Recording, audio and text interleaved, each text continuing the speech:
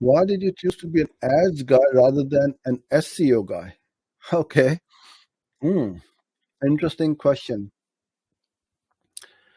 Now, with SEO, you need to have a lot of patience.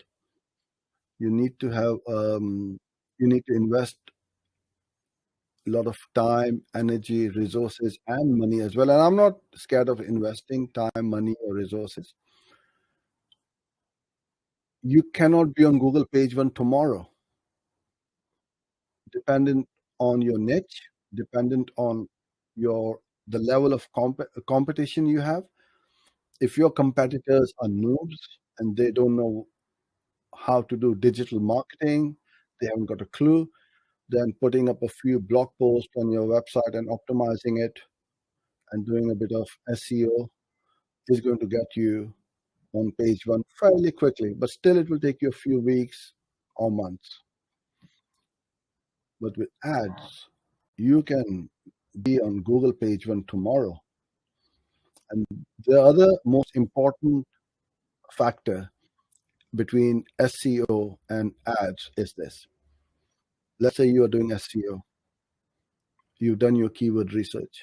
How do you know whether those keywords are going to convert or not? So if you pick up the wrong keyword and start optimizing for those keywords, but they don't convert, what's the point of driving that traffic? But if you pick up 15, 20, 30, 50 keywords, run ads, see which one is converting the most or giving you the most ROI, you then pick up those keywords and do the SEO. So you know that you are going to win at the end of the day. With SEO, you've got a blindfold over your eyes and you wonder whether you're going to win or not because you don't know those keywords are going to convert. So, and also I like Google Ads when I started using it. It's it's just amazing what it can do and it can help you achieve. And now with search, display, YouTube, Performance Max, it's just a lot of fun.